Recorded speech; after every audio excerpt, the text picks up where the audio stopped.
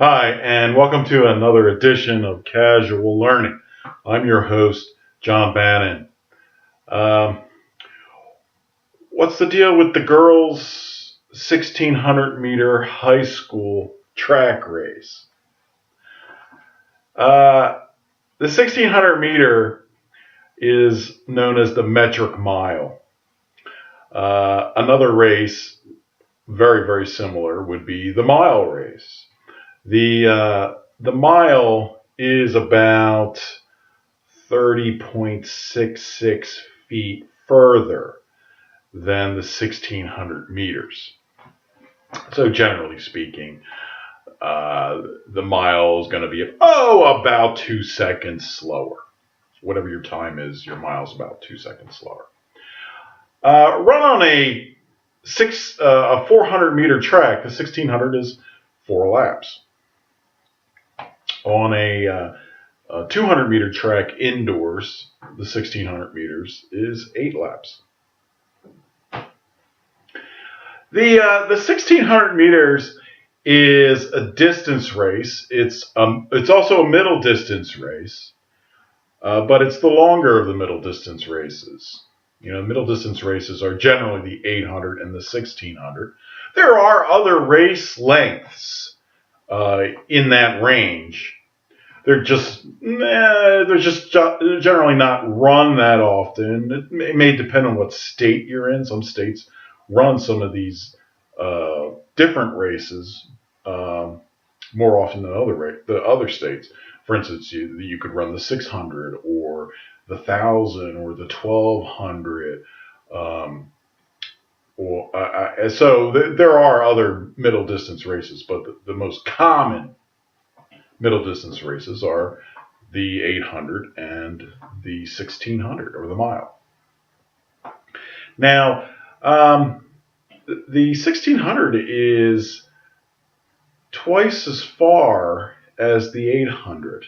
The 800 is a very fast middle distance race. The 1600, you're really starting to slow the pace down. You're starting to get into a real endurance type event. In terms of percentages, the 1600 is generally 70% aerobic, which means about 70% of the race is based on energy that your body creates through breathing in oxygen, through circulating oxygen in the bloodstream.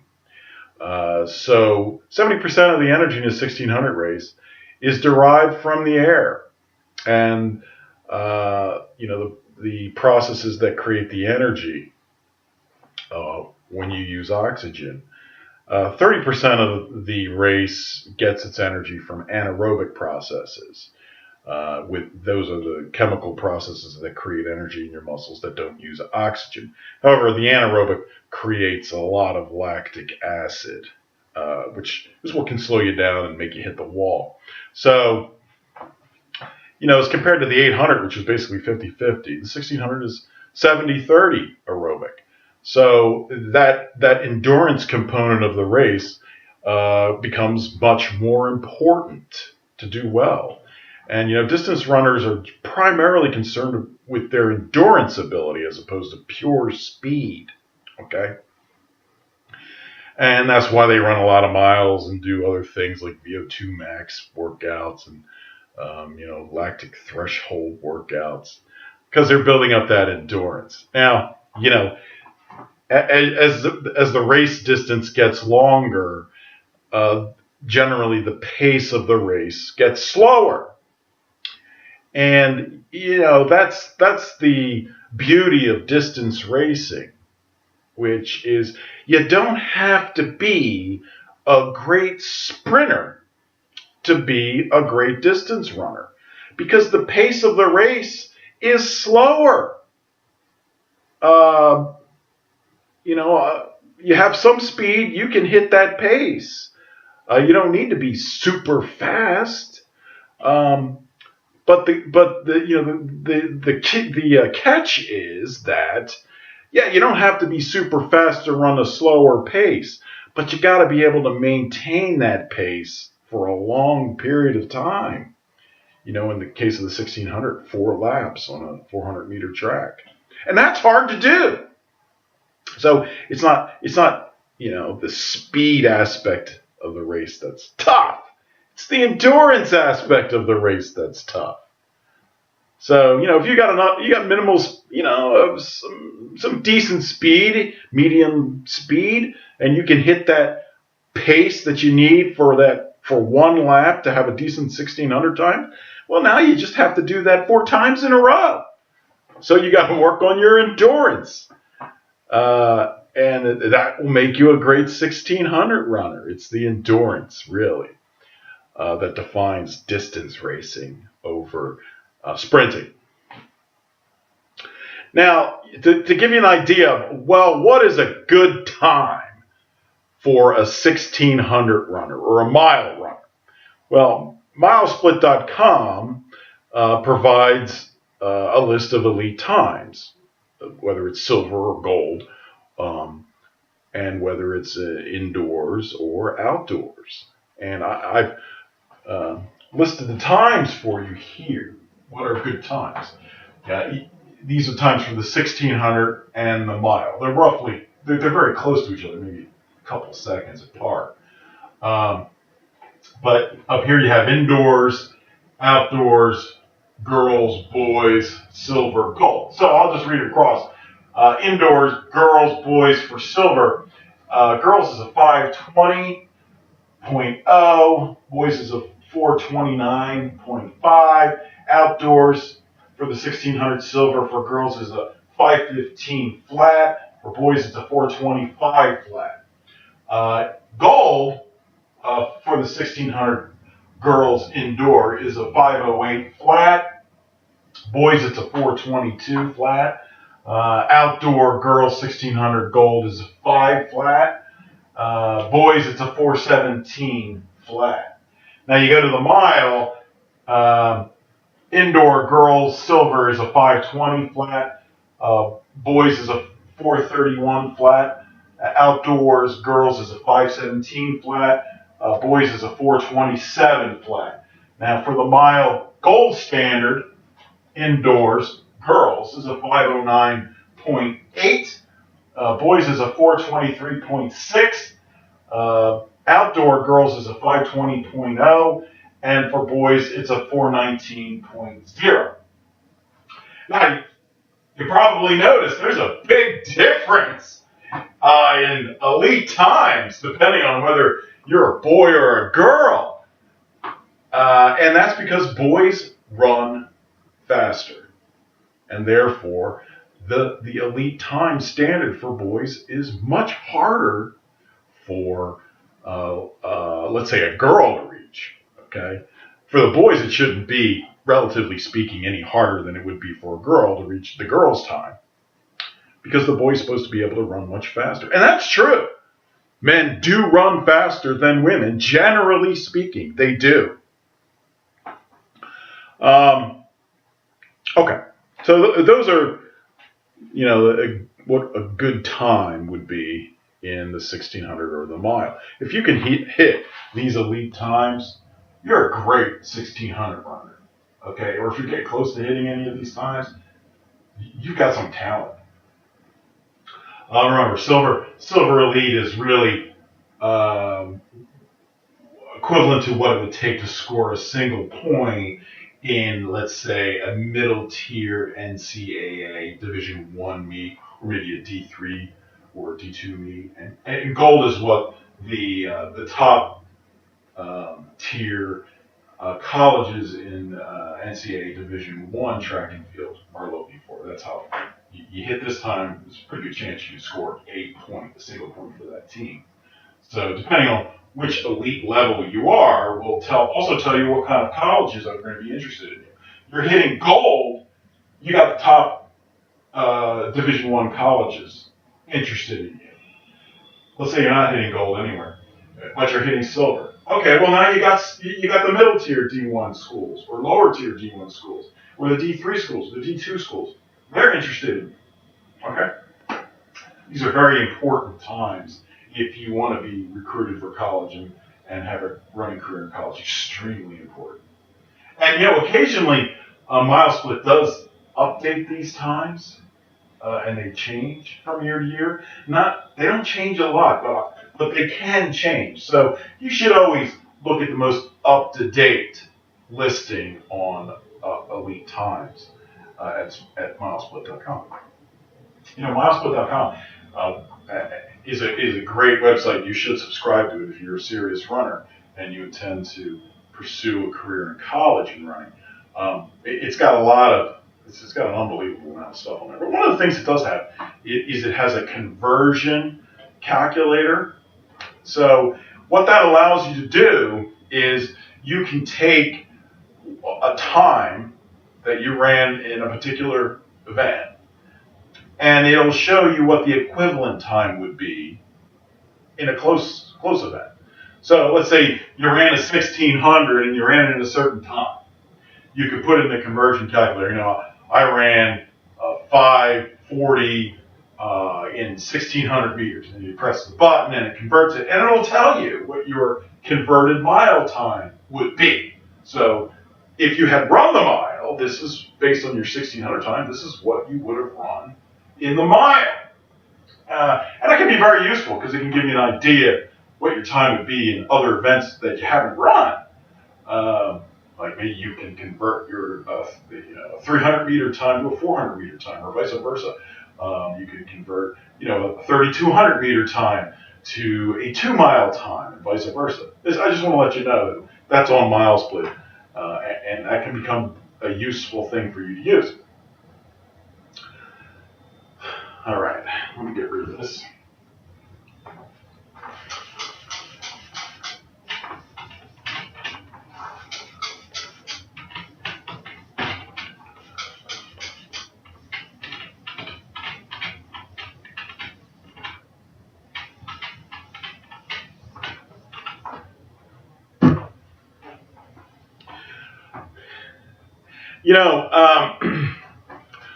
When you're running on a track, the track has multiple lanes. Let's say you're talking about a 400 meter track. It could have as little as 4 lanes, or 6 lanes, or 8 lanes, or 9 lanes.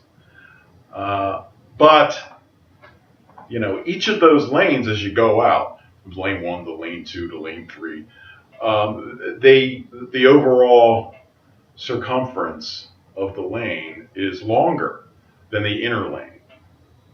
So as you go out in lanes to lane 2, lane 3, lane 4, lane 5, you're talking about a longer distance from the same starting point. So, if you're starting a race at the starting line in lane 1 and you run all the way around a 400 meter track, you're going to run 400 meters. But if you're starting off at lane 3 and you run all the way around and you get to the starting line again, the finish line in this case, you're going to end up running more than 400 meters. Okay, so the concept of trying to stay in lane 1 as much as possible is really important for your time, because the less distance you run, the faster your time is going to be. Now, I want to give you an idea of how much difference there is depending on what lane you're running in. All right, on a 400 meter track, okay?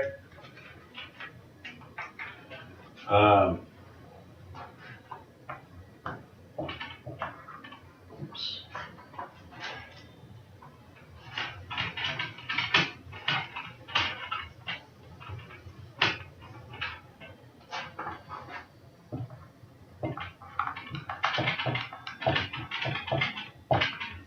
Meter track, lane 1, you're going to run 400 meters total from start to finish. Lane 2,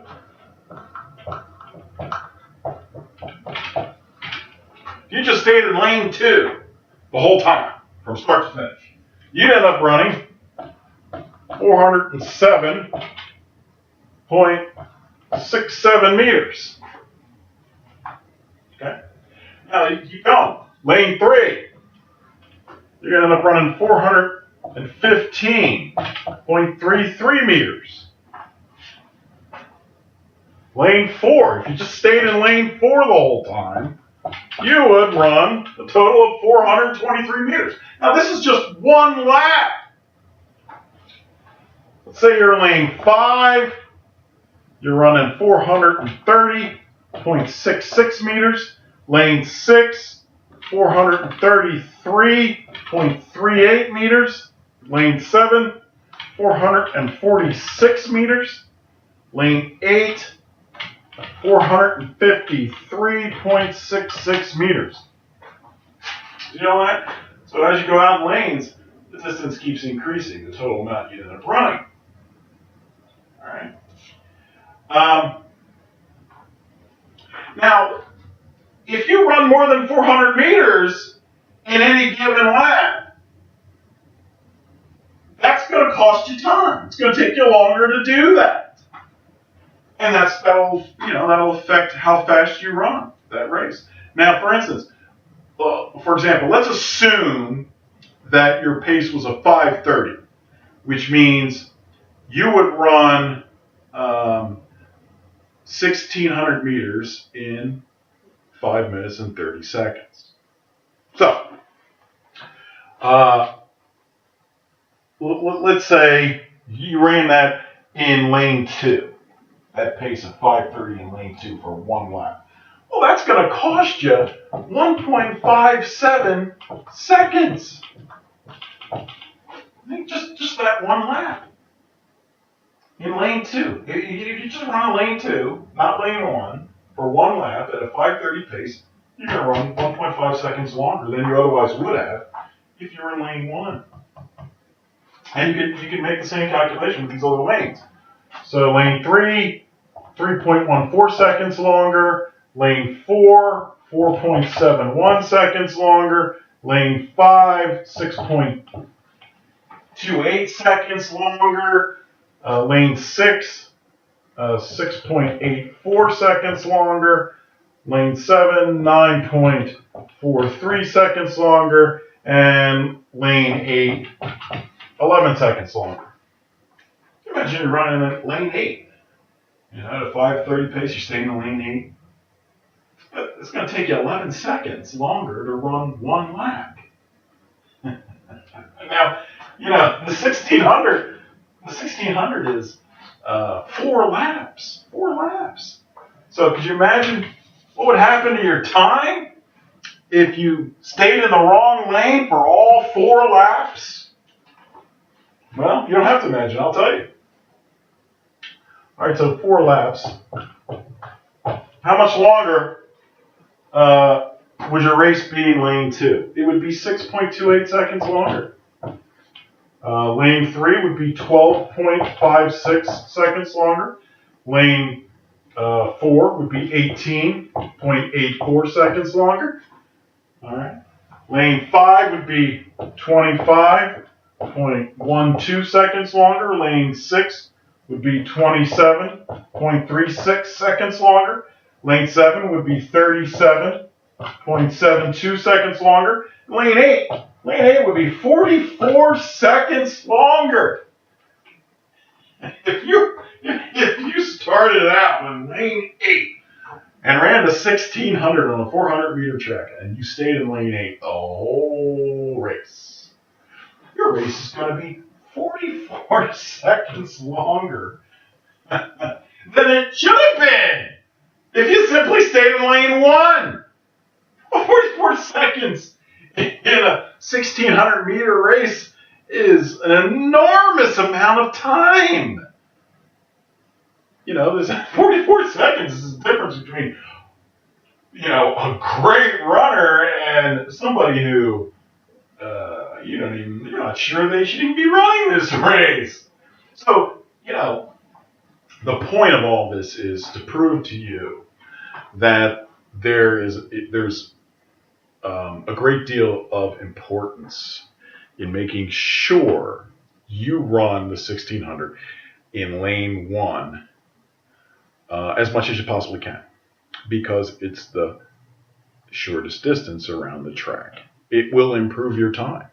And if it's important that if those seconds are important for your PR, or maybe you're seconds away from an elite time, whether it's a silver or gold elite time, where you run on the track could be the difference between that elite time and not an elite time. Now, so you want to stay in lane one as long as you can. Sometimes you can't stay in lane one because you got to pass people. But when you pass as fast as you can, because if you pass outside, which you should be doing, you shouldn't be passing inside. It's dangerous. But let's say you pass to the outside, but you're going to have to go out to lane 2 or lane 3 or lane 4 or lane 5. Maybe there's a big log jam of people you have to get around. So you're going to have to go out to those further lanes. And just realize when you're in the further lanes, you're going to run farther. Totally, you're running farther, and that's going to affect your time. So you want to pass as quick as you can to minimize the time impact running in those other lanes is going to have on your final race time. And when you're running in lane 1, lane 1 has a width as well. It's like 1.2 meters or something like that width, right? And you want to stay closest to the left-hand edge of lane 1 when you're running. But just don't go out of bounds, because then the race is over for you. You DQ'd. You got disqualified. So, if this is lane 1, here's lane 2, lane 1, right? Well, there's a middle part of lane 1, and there's this edge of lane 1, and there's the left edge of lane 1. Well, for the most part, you want to stay on the left edge of lane 1. Why? Because that's the absolute shortest distance there is on the track for you to run a single lap.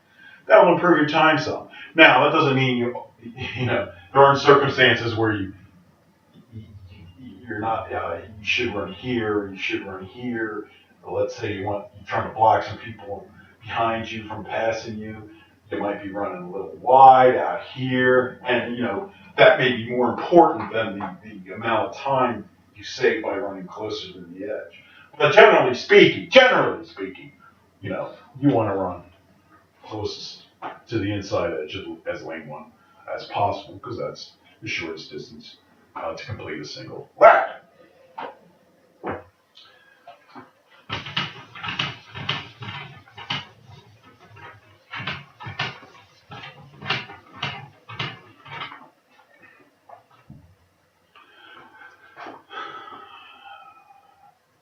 Okay.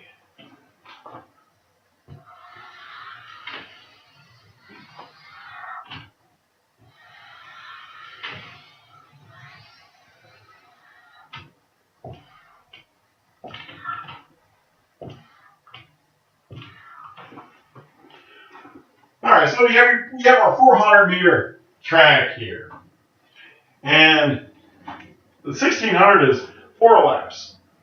All right, and this is your starting line up here.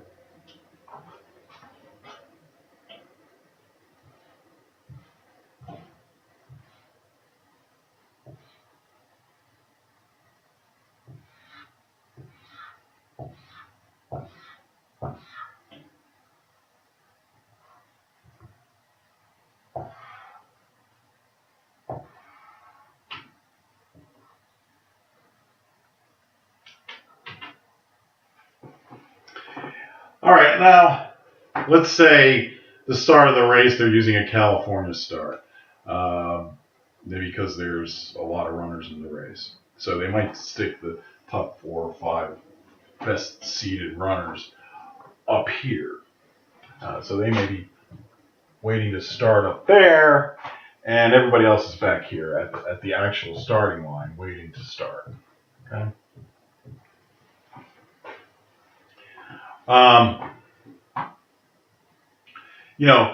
This is often the case in the longer track races because the track organizers know that the 1600 and especially the 3200 takes a long time to run.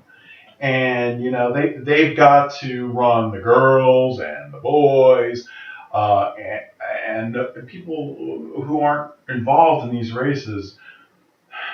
They don't like sitting around waiting for these longer races to get done.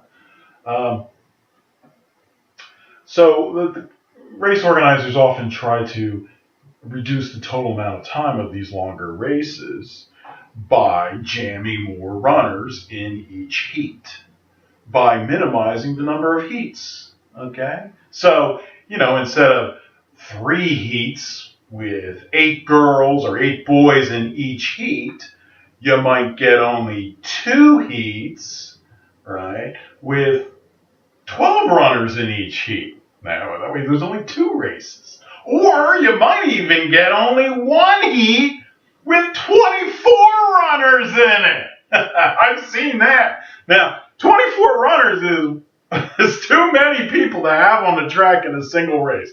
But because of time constraints, it happens. It happens. The course organizers want to get these races over with.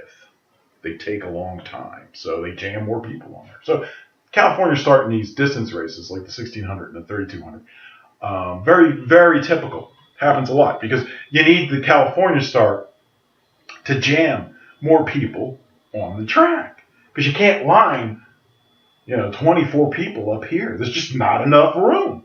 So you take 5 of them and you stick them out here, and now you can jam 19 here, which you can do. It's still tight, but you can do it. All right. So that's why they do this. So let's say you're in a race where there's California start and gun goes off, boom. What happens is these runners out here have to run they have to run on this part of the track, okay, until they reach a merger point down here. So let's say the reps or officials set up a bunch of cones right here, maybe on lane 5 or something like that. And these runners up here have to stay on that side of the cones until they reach the merger point. Where at the same time, this group here, they're all running to lane 1, trying to get into lane 1, and then they start grouping up around lane 1, because obviously lane 1 is the shortest lane, and that's where everybody wants to be. So they may be coming down as a group in lane 1, lane 2, maybe a few stuck out in lane 3, and then there's this merger point. Okay, this is where the 2 groups meet, and that can be a problem because you got 2 groups of runners coming at each other, and they have to merge in a race. Who gets in front? Who gets jammed in the back? This could be important because if you're trying to win the race or run a PR in the race and you want to be up front or close to the front chasing somebody, you could get stuck at the merger point behind the slower runners. If you let the slower runners get there before you. So, if you're one of these fast runners, you want to make sure you're running fast enough at the start of the race so that when you merge, you're going to get in front of the slower runners coming around, so that you get in front or close to the front. Otherwise, you're going to get jammed in with a pack of runners, and there's going to be a lot of jostling and moving around. You're going to be wasting time, precious time. It's going to come off your finishing time because you're wasting a lot of time with this big group of runners trying to figure out how you're going to get back to the front. You get blocked, maybe you got boxed in. So what do you do? So when you're in the faster runners, you come around. This merger point is here. You got to beat these guys to that point. So you got to get off to a fast start use that lactic energy system, the nervous energy you get from adrenaline. It lasts for about 8 seconds.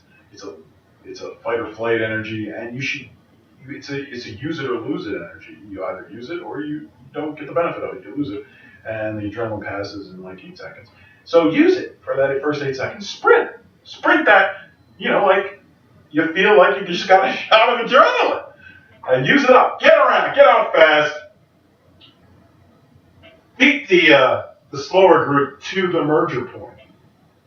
Now, when you merge, it's not a good idea to just merge and go boop, right in. Right after you hit that merger cone, you shoot into lane one. No, that's not a good idea. It could cause you to trip. Maybe you hit somebody in the slower group. Or maybe you cause somebody to trip and fall. Or, it may involve a lot of physical jostling. And there's no real need to do that. You don't really need to do that. And it can cause problems, potentially problems that could even knock you out of the race. So you don't do that. What you do is, when you're coming around, you slowly merge. So you take your time. You merge in and use that 100-meter straightaway, okay, to get in front or to merge. So you're taking a slow approach into lane one. I don't mean slow, running slow. I mean you're taking an angle, a long angle, to get there. That's what you do. That way you can see what's going on. You can pick your spot. You can shuffle over in a slower fashion, avoiding potential disruptions from hitting people or tripping or whatever. And then you eventually get into lead position or maybe behind the leader, and you're good to go. So that's how you do it. In a race like the 1600, you can really only make 2 moves during this race. That is, move meaning you go faster than what your race pace is. The first move is always the start of the race. You should always get off to a fast start. The more runners you let get in front of you at the start of a race, you have to eventually pass those runners. And that's going to take time. Passing a runner means you got to go out into another lane. You have to exert energy passing them. You're getting slowed down by their slower pace as you're behind them. So the start is real important because you don't want to let all those runners get in front of you at the start of the race because it will slow you down. Now, sometimes you get these runners who take off at way too fast a pace at the start of a race, and it's a pace they can't maintain. They're not fast enough to maintain that pace, and they're not gonna do well in the race because they're gonna die slowly. I call these runners kamikazes. They commit race suicide by going out too fast in the first lap. Too fast for them to be able to handle. And, you don't want to join them in their suicide. So, if they take off at too fast a pace, even at the start, just let them go. Because you can't go out that fast or you're going to ruin your race as well. But just rest assured that eventually at some point in the race, they're going to come back to you because they're going to get slow. They're going to start slowing down, hit that wall. And then you can pass them then. Pace is extremely important in distance running, like a race like the 1600. It's 4 laps or 8 laps, and you want to know when you're starting the race what your pace should be for each lap. Your first lap is usually your fastest. Your last lap is faster. So, it's almost as fast as your first lap. Sometimes it could even be faster than your first lap. And the middle ones are the slower ones. But they're all the pace that your split time, your pace for each of these laps, they should be close. Maybe your first lap pace is a couple seconds or 3 seconds faster than what you want your second lap and third lap and fourth lap to be. Maybe your fourth lap is almost the same as your first lap. Or maybe you run a negative split and your last lap is faster than your first lap. Or maybe something happened in the race where you got blocked in the first lap and it slowed you down. Your first lap wasn't as fast as it should have been. But pace is very important. You want to keep a roughly consistent, even pace on each lap of a distance race, like a 1600 or a 3200, because that's how you maximize your time. If you go too fast in a lap, it can really bring up your lactic acid, and that will slow you down for the rest of the race, and your total time for the race will be much, much worse than if you'd just taken it a little bit easier on that first lap. You may have a lap that's just too slow, okay? And, well, then you got to pick it up. You got to pick it up for your subsequent laps. It's good in these races if you have somebody, maybe a coach or a parent, positioned somewhere on the track who's got a stopwatch and who can give you your lap time. So let's say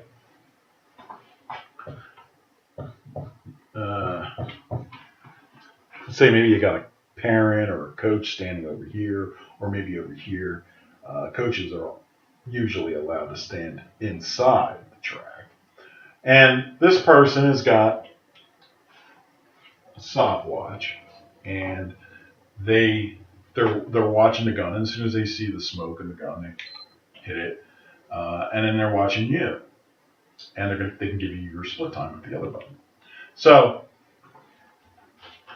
they watch you go all the way around the first lap. They watch you as you pass the starting line or the finishing line, and that's when they hit the split time. And they look at their watch as you're running closer to them, and then they yell out to you what your lap time was. Maybe this guy's yelling it to you. And that's extremely valuable information to know. So you can tell, hey, did I go out at the right pace, the pace that I wanted to go out at? Did I go too slow? Maybe I should speed up then in the next lap. Did I go out too fast? Uh-oh, I went out too fast. Well, maybe you got to slow down some, or you're going to hit that lactic acid wall later in the race, and it'll kill you. So that's great information to get from somebody. They scream it out to you so you can hear it. You recognize their voice. You know it's them, and it's referring to your particular lap time. There may be other people screaming to other runners the same exact thing, but that's their time. So you want to listen for the person who knows what your lap time is. Or maybe they're telling you, how many laps you got left. You don't lose track of what lap you're on, because you want to run your hardest in that last lap. But if you don't know it's the last lap because you lost track, you're not going to run a great race. Maybe they can tell you what lap you're on. Oh, you're in lap 3. Maybe they can tell you what place you're in. You're in 5th. Whatever your plan was, maybe that you wanted to be in 5th, or maybe you wanted to be in 2nd at this point. Who knows? But there's a use for this person watching your race and yelling at you, giving you lap times, or other information that can be very helpful.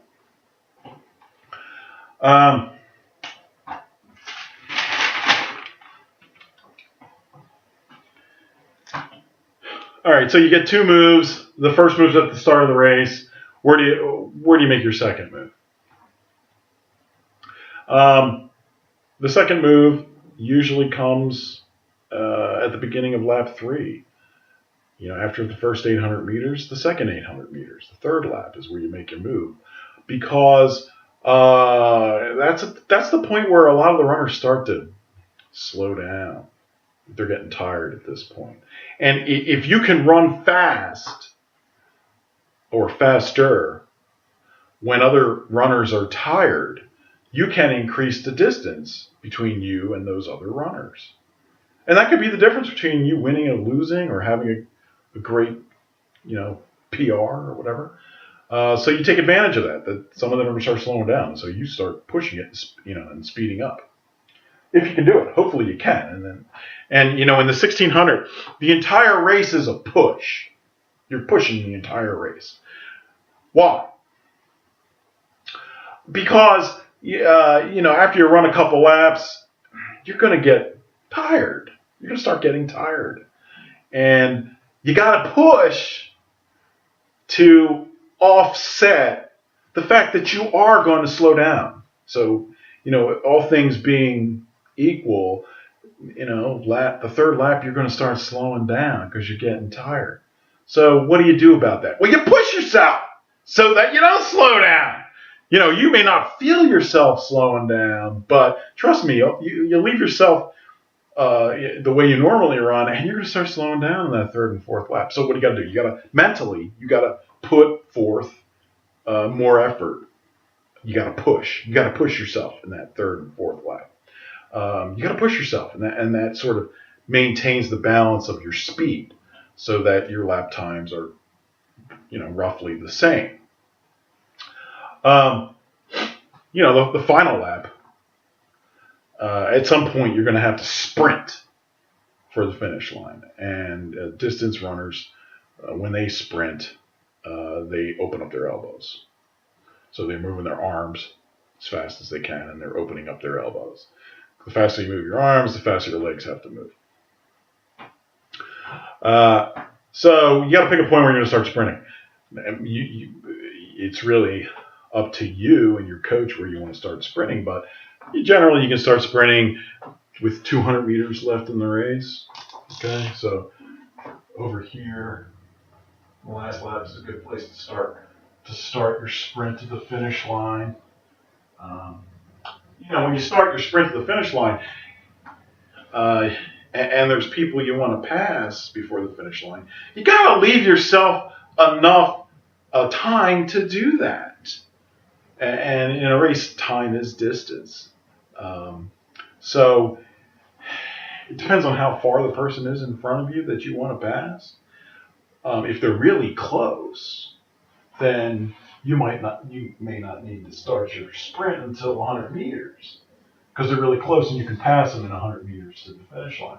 But if they're not that close and you gotta catch them, you may want to start it at 200 meters so you have the time to catch them and pass them. Well, let's say they're really far ahead, okay? But you've got a great kick, but they're really far ahead. So you got to give yourself enough time to pass them. So maybe you start your final kick here because you need all that distance to catch them and pass them. Or maybe it's the last, the fourth lap where you're kicking the whole time because that person is so far ahead of you that the only way you can catch them and pass them is to start early on your final kick. Maybe even the fourth lap you're doing that. There's different strategies for a given race. Generally you have the kicker and the sitter strategy, and then you have the lead the entire race strategy.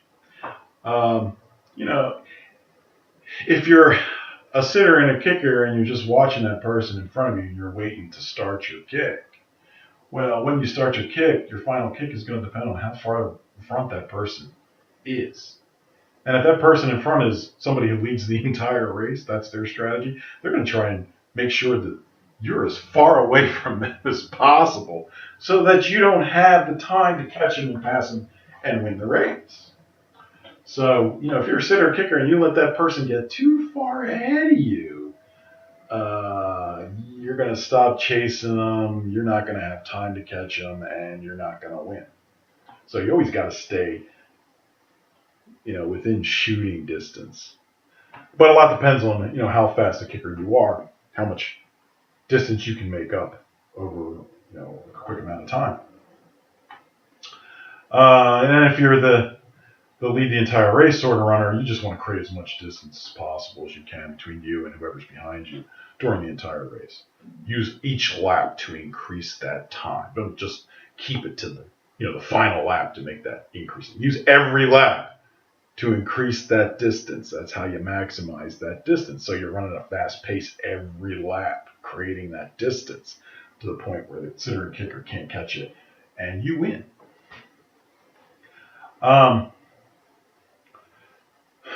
So, if you're a lead the entire race sort of person, well, you better get into the lead pretty quickly in that race.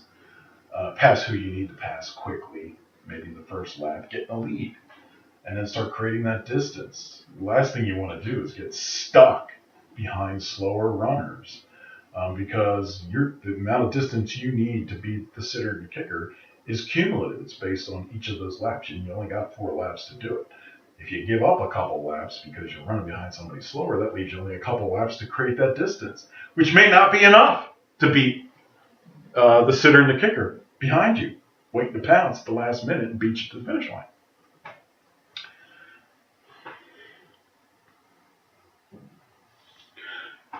If you want to run your fastest 1600, make sure it's a fresh race.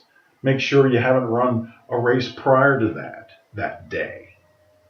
Your fastest times always come, well, generally speaking, they come with chasing a runner who's slightly faster than you, who also shows up that day and does run faster than you.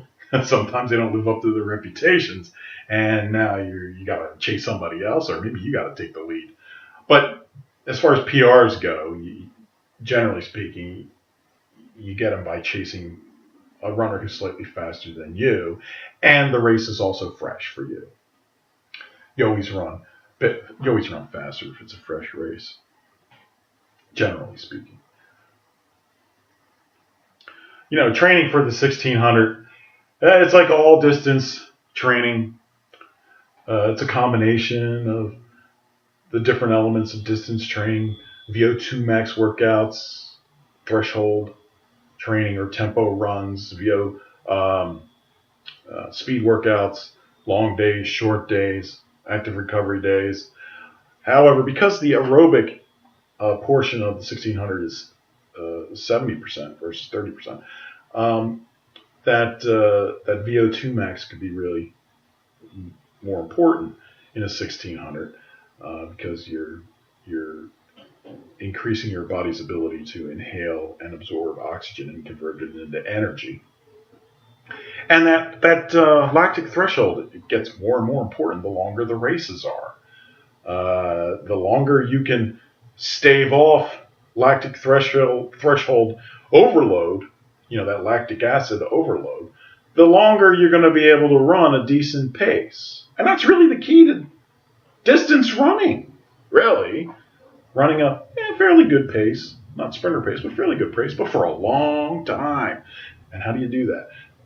Lower that lactic threshold. That's really the key to distance running, lowering that lactic threshold. And that makes the tempo run extremely important for distance runners. As far as training for the actual race goal that you might have, the time for the race that you might have as a goal, you can always run things like repeats of 4 400s. So you take the 1600, you divide it by 400. So you run 4 400s, that's a 1600 in total. And you run each 400 at the pace, your race goal pace. So, and then maybe, who knows, a couple of weeks later, whatever, a month later, you try 2 800s at goal pace. And that gets you closer to running the entire 1600 at whatever your goal pace is. Okay, so that's a way you can train for a particular race pace or race time goal. Some coaches like to analyze the 1600 as 2 800s. So they may look at your split time after your first 800, and then compare it to your split time for the last 800. So they'll look at the time for the first two laps, and they'll look at the time for the third and fourth laps, and they'll compare those two. Sometimes they may want you to do a negative split. I want to see a faster second 800 than first 800. You can you can look at it that way. Sure, coaches like to look at it that way. Some do. You can look at it as just 4 laps and what those times were for each of those laps. Indoors, you could look at it. You could also look at it as times for each of those 8 laps on a 200-meter track. So there's all kinds of ways of splitting it up in terms of split times, and they can tell you different things. But the general idea is maintaining a fairly consistent pace.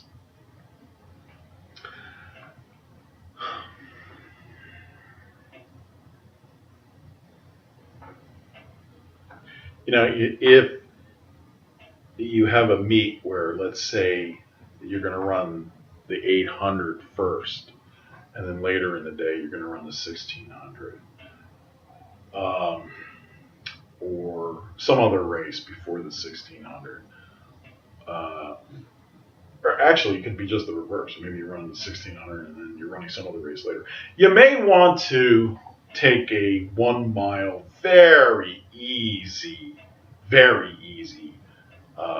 jog between those races to help flush out the lactic acid, get your body moving so that it can convert that lactic acid and those hydrogen ions back into energy cells to get it out of your system, essentially out of your bloodstream, because that's what slows you down. You probably don't feel like jogging a mile because you're tired from the first race, but it's very helpful where you've got another race to run, because you want to be as fresh as possible for that second race. And if you can get rid of that lactic acid, or most of it, by jogging for a mile, do it. You'll feel better in the second race. You'll run better. But there's some, you got to motivate yourself to do it because you're tired. Generally speaking, if you get about an hour rest between races, you're pretty good for the second race. You're not going to be fresh as if you hadn't run a prior race, but you'll be pretty good. If you get less time than that, it gets more problematic for you. But it doesn't mean you can't run a second race. You can. And this little trick with jogging that mile can really help if you don't have a lot of time between your 2 races.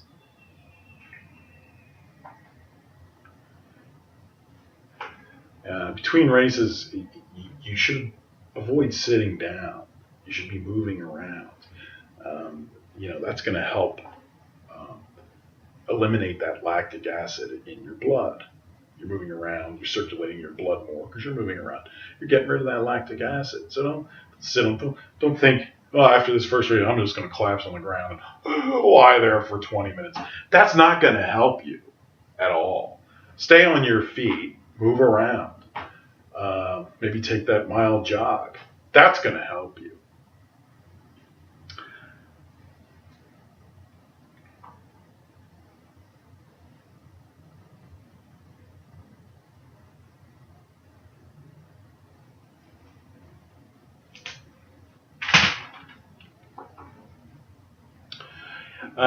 When you're training, you often have a track workout. You might have 2 track workouts a week and 3 distance days. That's typical. Could be 3 track workouts, but it's typical 2. An indoor track, it's in the winter. It's awfully cold outside, or maybe it's, there's snow on the ground, and it's impossible to run on the track. Or maybe you don't have access to a track on any given day. What can you do? Well, you can do a simulated track workout on a treadmill. You go to the gym, or maybe you have your own treadmill. and you run what you would otherwise run on the track, but just do it on the treadmill, and it works. It's basically just as good as a workout on the track, even a speed workout. Uh, the treadmills today, they can go very fast. They have a speed scale, 0 to whatever, 14 maybe, 15 even. And what that represents is, 15 would be 15 miles an hour. So all you have to do is figure out, okay, well, what would I be doing on the track? Let's say I'm doing four 800s. And then what you do is you figure out, well, what pace should I be running those 800s? And then you can figure out what the setting on the treadmill would be to get to that pace that you want to run. Online you can find treadmill pace conversion tables like this, and it'll tell you. So, what pace do I want to run that 800? Let's say I want to run it at a 5 pace. So you look on the table and you look at, and you can see 5. Okay, here's 5. And what's the setting on the treadmill for 5? It's 12. 12. So now you know, okay, I'm going to run these 800s. I'm going to push the treadmill up to 12. And I'm going to run that for 2.5 minutes. There's your 800 that you otherwise could have run on the track. There's your 800. And then, you stop or you rest or you go on a much slower jog, right? And then you do it again. You push it up to 12 and you do that 800 again. So learning how to do a track workout on a treadmill is extremely useful. If you're a fast runner, you don't have to worry about falling off the treadmill. I mean, you got to be careful on the treadmill, obviously, but if you're a fast runner, you're not going to fall off that treadmill. Just pump that baby up and get going. That can be a great way to do a workout when you just can't get to a track, or somebody else is on the track, or it would snow, or it's 0 degrees outside and I'm not going on the track, or maybe you're someplace that just doesn't have a track. You just can't. There's nowhere to run, or you can't get to a track. You don't have transportation or something like that. So learning how to do a track workout, simulate a track workout on a treadmill, can be very, very valuable. In fact, if you think about it, you could do an entire week's work of practice just on a treadmill. You could do your distance days on a treadmill, and you could do your track workout on a treadmill. Theoretically speaking, yeah, all you need is a treadmill. It might get boring, or maybe you go to a gym that has a treadmill and they got a TV you can watch. Maybe it doesn't get too boring, or maybe it's not that boring for you anyway because you're listening to music or whatever. But that's always an option when you're stuck and you just can't get to the track, or you don't want to go outside for whatever reason and run your distance. A treadmill can be very, very useful for training runners.